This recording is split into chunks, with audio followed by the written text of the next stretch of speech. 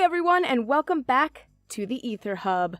I'm Carolyn Page, and I'm here to bring you the lore of Magic the Gathering. Before we hop into today's video, let me just thank the channel's latest supporters on Patreon. You and the Vorthos army are the reason why the Aether Hub is the greatest Vorthos channel in all of YouTube! Thank you so much to our latest supporters. If you want to support the best place to find the story of MTG, you can join the Vorthos army over on Patreon by checking out our link in the description below. Not only will you get access to our channel's Discord, but you can also claim loads of exclusive perks only the Vorthos army has access to. Get audio versions of our videos before they hit the channel, hear exclusive recordings, get the chance to vote on potential video topics, along with other great gifts and bonuses to say thank you for the support. Check out all these great exclusives and join the Vorthos army today by clicking the link in the video descriptions below. So, today we're here to talk about the guilds, the first 5 guilds on Ravnica. And my personal favorite, well, I'm pretty aligned with Golgari, to be honest. As some of you may know, Gitrog is my main bay commander. And he just does, so much work. So much work. So I like the Golgari. Also, reuse, recycle. Vraska is the coolest planeswalker, in my opinion. Except for maybe that Ghost Assassin. Kaya, Ghost Assassin. She's also pretty cool. But she's not on Ravnica, so, yeah, let's go with Golgari. So today we're really going to dive into the specific guilds that we see in Guilds of Ravnica. Basically, we here at Aether Hub want to dive deeper into the Golgari, fave, Boros, Izzet, and Selesnya to better understand their place in Ravnican culture. As we get more videos out on the individual guild origins and the high-profile figures who run aforementioned guilds, this video is going to focus more on the purposes and what they bring to the cultural milieu of Ravnica. A lot of players who are stepping into Ravnica for the first time or even the second time often do with loads of misconceptions about this plane's lore and history. The biggest of which being that the guilds are all rival factions vying for power over one another. And while that's kinda true and easy to conclude because, well, every time we visit Ravnica they are at each other's throats, that isn't actually the case. Let's sum it up in a metaphor. Everyone loves a good metaphor. So think of a bad family dinner, where everyone comes to the table with their own baggage and perspective on everyone else there.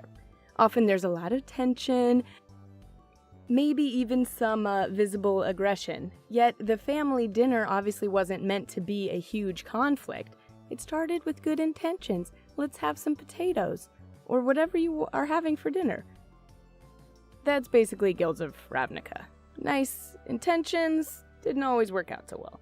But just like the family metaphor, you'd see that each guild family member, before hating one another, probably served some kind of role at the dinner. Like, grandma may have been an incredible cook, making the sauce, and then while dad went out to get the groceries, maybe that angry uncle used to be a funny guy, wise guy. It's the family stuff, making the Sunday sauce. Anyways, everyone has a role to play, and the same is actually true here on Ravnica with the guilds.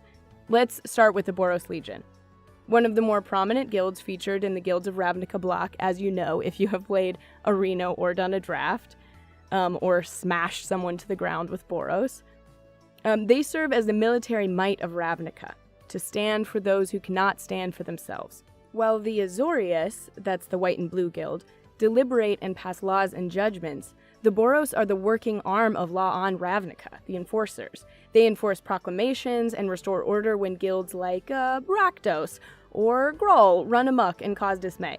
They aren't only military police either, but rather the might of Ravnica proper, protecting it from threats, some they may not even be aware of. This is the role of the Boros Legion on Ravnica. In a similar fashion, the Selesnya Conclave serves as a force to defend the natural world on Ravnica, a world that is steadily disappearing under the vast city plain. While nature itself is sparse, the Selesnyans promote the beauty of nature to inspire contemplation on its wonder in the common folk. That's pretty noble. They also promote an ideal of unity and harmony on Ravnica, prompting those within the guild to reach out and find solutions to problems diplomatically. In the past, they were accused of being a brainwashing cult, but have since reformed their image to the public as ambassadors of goodwill, hard work, and natural peace. Hey man, it's all peaceful, man. It still sounds a little bit like a nature cult to me, but at least it's got good intentions. Now for the Golgari Swarm. They, on the other hand, have a much more pragmatic and kind of gross purpose on Ravnica. As the population exploded in the city plain, food became hard to come by as farms and fields gave way to buildings and roads. They didn't have rooftop farming, I guess. This is where the outcasts living in the city sewers came into play. I think you know where I'm heading, and I know you're not going to like it. Yes, the Golgari in their rot farms, some of the only on Ravnica, literally farm sustenance out of the decay produced on Ravnican service. Now, I'm not saying there's no food other than waste on Ravnica, but this is a cheap and efficient way to feed the people, especially the poor, en masse. The Golgari Master Shamans and Wielders of Waste are the food bank of Ravnica. Let's eat some mushrooms. Mushrooms! While some guilds do have a pretty straightforward role on Ravnica, the Dimir of House Damier is a little harder to figure out. As a guild founded in secrecy, it wasn't meant to be discovered, and then it was disbanded outright and formed again. It's kind of lost its original identity. I guess that's what's happened when you go evil and then try to come back as not so evil but pretty nasty-ish. Originally, the Dimir, many of you may not know, was meant to be the investigative body of Ravnica. While the Azorius and Boros acted as the law and enforcement wing of the city, the Dimir stood in the shadows and gathered intel. Initially, this intelligence was used for good, bringing criminals and plots to the surface to face justice. But secrets can be powerful things and tempt those to grab power for themselves. Still, it looks like the Dimir may be returning to form as the reporters and spies of Ravnica. And finally, the Izzet League. These infamous mad thinkers and engineering masters of Ravnica's role is pretty straightforward. They're the intellectuals and innovators of Ravnica, pushing the scientific envelope to discover great new things for the people. Basically, they're here to make the lives on Ravnica easier through advancements in engineering and design, making new things that hopefully won't explode as often as the old things. Pretty straightforward, honestly, but you know, sometimes they do cause more harm than good. Guess that's just the price for innovation.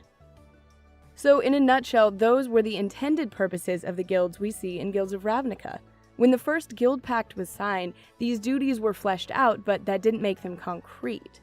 Guilds have multiple purposes and motivations, some of which may even conflict with the original purpose. Still, it's great to see how these different guilds and personalities are, in theory, supposed to work together to make a functioning world like Ravnica tick. That's gonna do it for our video today, everyone. We hope you enjoyed our study on the guilds and the purposes of Ravnica. Well, the first 5 guilds of Ravnica anyways. We'll be back with the second 5 when they come out in the next set. Bing, bang, boom. Really hope you enjoyed this. I think these guilds are super cool. I just bought a booster for myself, little pick-me-up booster, midday pick-me-up booster. And I got that colorless artifact creature that you can cast. You can pay 5 and bring it back from the graveyard. That's pretty cool. And remove counters from it. I wonder if he can kind of hang with any of the guilds, you know? Anyways, colorless creatures are cool. Huge, big shout out to our newest patrons. Thank you all so much. You're like angels. You're like a turn 1 Sarah angel. David Coulterman, Peter, Jaddlerabe, and Jack Frost. Peter, I'm sorry if I butchered your last name, buddy, but it's very cool. And remember, you too can get all the exclusive benefits of the Vorthos army by checking the link to our Patreon and joining today. Again, that link is in the description below. And again, Peter, sorry, please toss us a note, and I'll give you a proper shout out next time. Of course, you can always support the channel by giving this video a like and sharing it across your own multiverse. especially on Reddit, which goes a long way for us. Remember to also check out our audio podcast linked below to catch audio versions of our videos, perfect for those long commutes, little time at the beach, or when you just don't want to listen to your roommates blab at you anymore, and you can put in your headphones. As always, thanks so much for tuning in. I'm Carolyn Page for the Aether Hub. See you next time.